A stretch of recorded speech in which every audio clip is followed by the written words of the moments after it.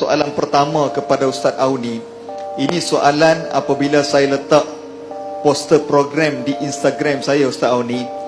Ramai orang suruh saya tanya soalan pertama kepada Ustaz Auni terlebih dahulu. Mereka minta saya tanya, dia kata sejak bila Ustaz berminat benda-benda fakta-fakta yang kita cari di Google pun tak jumpa? Dan macam mana Ustaz boleh ingat semua benda ni? Yang paling saya kagum, sejarah Ultraman pun Ustaz ingat. Jadi mungkin Ustaz boleh kongsikan sejak bila Ustaz minat dalam sejarah begini, dan bagaimana Ustaz mengingat setiap fakta tanpa tinggal. Bahkan apabila ada whiteboard, Ustaz boleh catat satu persatu sebagai exercise soalan latihan pertama lah, Ustaz. Silakan. A'udzu billahi minasyaitonir rajim. Bismillahirrahmanirrahim. Assalamualaikum warahmatullahi wabarakatuh. Alhamdulillah, alhamdulillah, alhamdulillah. Alhamdulillahi rabbil alamin. Wabihi nasta'in ala umurid dunya waddin. Wassalatu wassalamu ala ashrafil anbiya'i wal mursalin wa ala alihi wa sahbihi ajma'in. Subhanaka la ilma lana illa ma 'allamtana innaka antal alimul hakim. Qala rabbi shrah li sadri wa yassir li amri wahlul 'uqdatam min lisani yafqahu qawli. Allahumma yassir wa la tu'assir. Allahumma salli ala sayyidina Muhammad wa ala alihi wa sahbihi wa sallam. Amma ba'd. Alhamdulillah, syukur kehadrat Allah subhanahu wa ta'ala, kerana dengan limpah kurnia rahmat, kasih sayang dan inayah daripada Allah subhanahu wa ta'ala, alhamdulillah, pada pagi yang mulia lagi penuh keberkahan ini, kita sama-sama ditempatkan di rumah Allah ini, di dalam masjid ini. Selesai sahaja kita sama-sama menunaikan salat subuh secara berjamaah, dan sekarang kita melalui satu lagi siri, iaitu kuliah di pagi yang penuh kemuliaan ini. Merujuk kepada pertanyaan daripada moderator atau pemudah cara kita pada pagi ini, Saudara Hariri, tentang persoalan minat dan kecenderungan saya dalam perkara-perkara yang ada keterkaitan dengan sejarah, perkara-perkara yang ada keterkaitan dengan perbandingan agama, perkara-perkara yang ada keterkaitan dengan fakta-fakta dan nama-nama tertentu. Secara biasa saya dapat rumuskan secara ringkas, sebenarnya minat kepada perkara-perkara yang saya sebutkan tadi bermula sejak saya masih kecil lagi. Kerana pada waktu tersebut di rumah saya ni, dalam kampung saya ni, antara keluarga yang paling awal lah ada televisyen. Sebab dahulu kita orang-orang kampung ni faham-fahamlah kedudukan keuangan. Orang kampung ni payah nak dapatkan peti televisyen. Dan satu perkara lagi yang suka saya ingatkan, mungkin untuk golongan-golongan muda, kalau orang-orang tua kita dulu nak beli televisyen memang kena ada lesen. Saya masih ingat lagi lesen televisyen tu bapak saya lekatkan pada dinding. Hari ni nak beli 10 biji ke 20 biji ke tak ada masalah, tak perlu kepada lesen. Jadi bila rumah kita ni ada TV, kita banyak menonton filem-filem, kita banyak menonton cerita-cerita, kita banyak menonton kartun-kartun.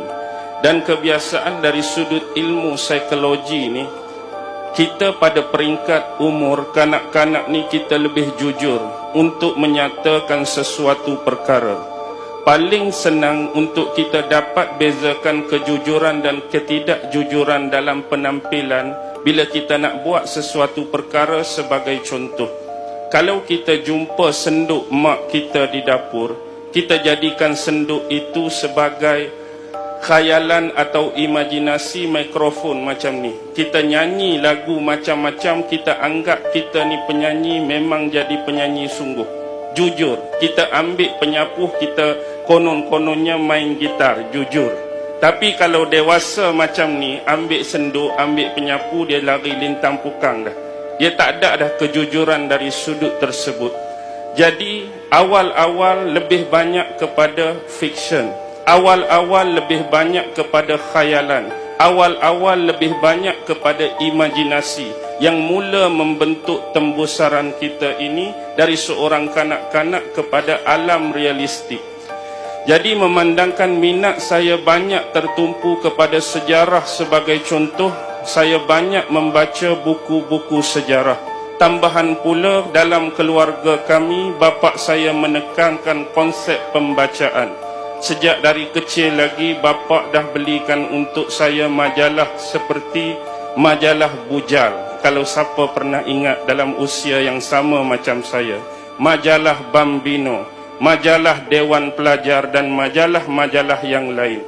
Ini adalah mula-mula berputiknya minat pembacaan saya dan seterusnya. Meminjam bacaan-bacaan dari abang, meminjam bacaan-bacaan dari kakak dan sebagainya. Jadi bila kita meningkat ke alam dewasa sebagai contoh, ruang lingkup kehidupan keluarga saya ni mungkin agak berbeza kerana latar belakang pekerjaan bapa saya. Bapa saya ni kerja dia ialah merinyu perniagaan.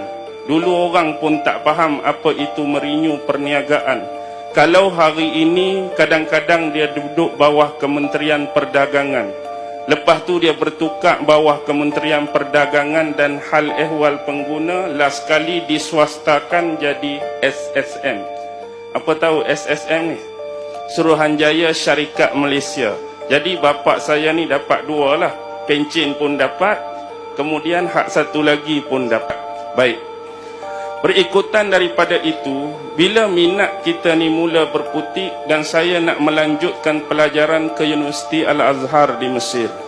Bila nak pergi ke Mesir, pertembungan berlaku antara perkara-perkara yang kita minat dan perkara-perkara yang menjadi ketidakcenderungan. Bukan terlampau tidak cenderung, tapi kurang kecenderungan. Jadi kalau lebih kepada minat yang saya minat, terpaksa saya ambil bidang akidah, iaitu menjurus kepada kuliah usuluddin, perkaitan-perkaitan tentang perbandingan agama, perkaitan-perkaitan tentang ideologi, perkaitan-perkaitan tentang mazhab, tentang tokoh-tokoh, banyak menjurus kepada bidang usuluddin. Tetapi kalau aku ni mengambil bidang yang aku minat, bagaimana pula bidang yang aku tak minat? Maksudnya bagi saya akan ketinggalan bidang-bidang yang kurang diminati oleh saya. Jadi saya mengambil keputusan melakukan sesuatu yang dianggap janggal, asing dan luar biasa, iaitu mengambil kos yang bukan jadi minat saya. Kos saya yang sebenar ialah Islamic Law, Syariah Islamiyah, bidang perundangan Islam di Universiti Al-Azhar. Jadi bagi saya, sesuatu yang kita minat, orang tak payah petik. Sesuatu yang kita minat, orang tak payah suruh. Memang kita akan pulun, memang kita akan gasak, sebab tu jadi minat kita.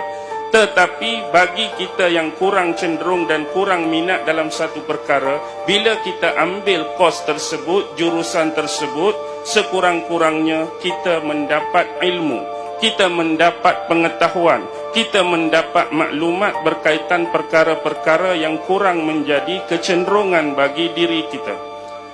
Bila saya berada di sana sebagai contoh, bumi Mesir dikenali sebagai Ardul Kinanah, dikenali sebagai bumi Anbiya.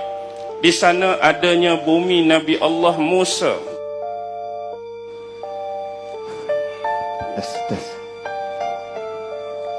Bumi Nabi Allah Musa, yang mana sezaman dengan Nabi Allah Musa adanya Fir'aun. Dia juga adalah bumi Nabi Allah Yusuf. Dia adalah bumi para nabi-nabi, bumi para anbiya. Jadi sewaktu saya berada di Mesir, saya menemui salah seorang guru. yang mana beliau menekankan kepada saya tentang pembelajaran